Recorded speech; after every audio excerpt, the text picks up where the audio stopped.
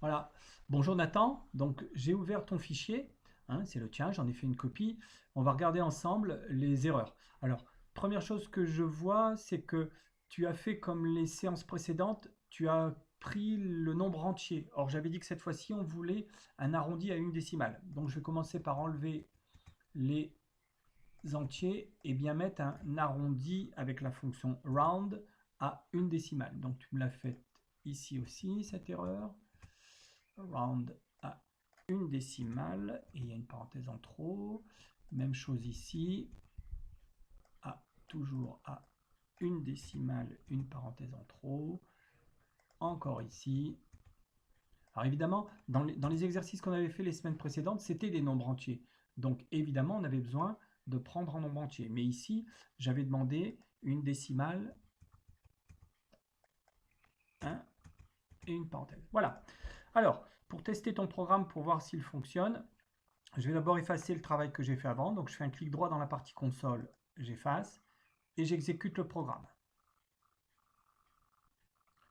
Première remarque, il va s'arrêter là où il y a des erreurs de syntaxe, invalide syntaxe. Donc ça, il faut que tu le fasses. Il ne te dit pas où est l'erreur, mais il te montre la ligne qui est faute. Une syntaxe, une erreur de syntaxe, c'est soit un oubli de guillemets, soit un oubli de virgule, etc. Donc on va vérifier. Dans ton print, un texte entre guillemets, entre deux virgules, un calcul. Un texte entre deux guillemets, un calcul. Alors déjà, là, il y a une parenthèse en trop. Est-ce que c'est moi qui ai oublié de l'enlever? C'est possible. Virgule, deux guillemets. Ok, on va tester maintenant si c'était juste cette parenthèse. C'est possible. Alors, allons-y. Commençons par ta première fonction qui s'appelle avec quantité maïs. Je commence à taper dans la partie console, il me le propose. Je sélectionne, j'ouvre la parenthèse. Je vous demandais de le calculer à 5 en il trouve 18,5, c'est correct. Donc, premier calcul, très bien fait, très bien mené.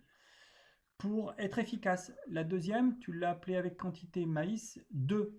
Et bien pour gagner du temps, je vais simplement cliquer dans la partie console, flèche vers le haut, il me repropose la fonction que j'avais saisie précédemment, je remplace par un 2 et j'exécute. En 2020, il produira 18,5 tonnes de maïs, tu as oublié le S à tonnes, mais c'est pas grave, les calculs sont bons et bien présentés. Parfait. Tu as créé une troisième fonction. Tu as gardé le même nom que la fois dernière, hein. Je pense que tu as repris le fichier, ce qui est très bien, hein. Il faut toujours repartir de ce qu'on avait travaillé les fois précédentes. Et puis tu as oublié de changer le nom. Donc je ne vais pas le changer, je vais te le laisser. Donc la troisième fonction s'appelle nombre colonie. Donc je me mets dans la partie console, je commence à saisir. Il me propose nombre colonie 3. Toujours pareil, je vérifie à 5. Alors là, il y a un petit souci. Tu vois, il nous dit en 2021. Alors on va aller regarder pourquoi. Oui, regarde, ton année de départ c'est 2015 et dans la formule d'impression tu as mis 2016. Alors il aurait été plus intéressant justement d'utiliser le fait que tu as créé une variable A pour l'année 2015. Conséquence, là je vais plutôt mettre A plus N tout simplement. J'ai fait une modification dans mon programme. Je réexécute le programme avant de le tester. Je vais vider ma console, clic droit dedans, tout effacer. Petite astuce aussi, hein, toujours pareil. Une fois qu'on a saisi une fonction, on clique dans la partie console, flèche vers le haut, il nous la repropose. J'ai pas besoin de retaper. Cette fois-ci, il me dit bien en 2020, il produira 18, oh, un petit Z inutile, 18,5 tonnes de maïs l'année numéro 5. Un espace en moins ici, un S ici, mais c'est parfait. Allons-y pour le dernier, nombre colonie 4. Je commence à saisir. Je sélectionne nombre colonie 4. Toujours pareil entre parenthèses, l'argument c'est 5. Ah, même erreur en 2021. En 2021, oui, pour la même raison. Tu as mis un 2016 ici. C'était la fois dernière, hein. C'était l'exercice de la fois dernière, ça. Et même chose, tu as appelé une variable A 2015. Autant réutiliser la variable A. Je vais en profiter pour corriger la petite erreur ici, là-haut. Rajouter un S à tonne de maïs. Il y avait un problème à l'espace ici, il y a le même là. J'en vois pas d'autre. Il produira tonnes de maïs, année numéro, ça a l'air correct. Toujours la même démarche, j'ai fait des modifications, j'exécute d'abord. Il me dit que c'est prêt. Je reviens ici, flèche vers le haut pour réutiliser la dernière fonction saisie. En 2020, il produira 18,5 tonnes de maïs. Du coup, on peut retester le 3 hein, depuis que j'ai fait la correction. Je clique et pareil, deux fois flèche vers le haut, il va me rechercher nombre colonie 3. Et cette fois-ci, il y a bien le S à tonnes et l'espace avant la parenthèse. Il me reste à tester ta fonction seuil. Alors, plutôt que la tester, je vais commencer par la regarder. Donc, tu définis une fonction sans paramètres, évidemment, puisque c'est une boucle while. L'année, le n. Alors, attention, non.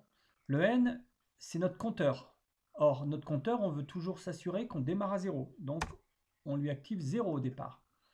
La valeur U. La valeur U, tu as mis 21,5, c'est une erreur. La valeur U, c'est 16. C'est la valeur de départ. Tu l'avais mis dans les programmes précédents. Donc, je corrige. Ta boucle while, il y a un deuxième petit problème, c'est que while, c'est tant que. Or, tant que U est plus grand que 21, U n'est pas plus grand que 21, on démarre à 16. C'est l'objectif de la boucle. On veut savoir à partir de quand il produira plus de 21 tonnes de maïs. Donc on veut savoir à partir de quand on sera supérieur à 21. Mais pour ça, on lui dit que tant qu'il est inférieur à 21, on fait nos boucles. Donc ici, c'est inférieur. Tant que U est plus petit que 21, or on démarre à 16, on est bien plus petit que 21, eh bien il va faire une première boucle, il va voir à quelle valeur il est arrivé, si on est toujours inférieur à 21, une deuxième boucle, etc. Donc il va faire nos différentes boucles tant qu'on est inférieur à 21. Et puisqu'on a mis tant qu'on est inférieur à 21, faire ces deux étapes-là que tu as saisies qui sont tout à fait correctes, eh bien ça veut dire qu'il va s'arrêter la première fois qu'il sera au-dessus de 21 tonnes produites. Et donc ton impression sera, il produit plus de 21 tonnes en, on verra quelle année, il en produit exactement, et tu arrondiras à une décimale, c'est parfait. J'exécute, il me semble avoir vu une petite erreur, c'est ici. Là, ton saut de ligne. Ton saut de ligne, c'est pas le slash normal, c'est l'anti-slash. Anti-slash n pour le saut de ligne. J'exécute. Je vais dans ma console, je commence à taper seuil, il me le propose. J'ouvre la parenthèse, mais je n'ai pas d'argument à saisir. Hein. C'est une fonction tant que. Et je valide. Et voilà, et ça marche. Il produira plus de 21 tonnes de maïs en 2025, l'année numéro 10. Donc en fait, il a fait 10 boucles. Il a dû faire 10 boucles pour arriver à plus de 21. Et la valeur arrondie, c'est 21,5.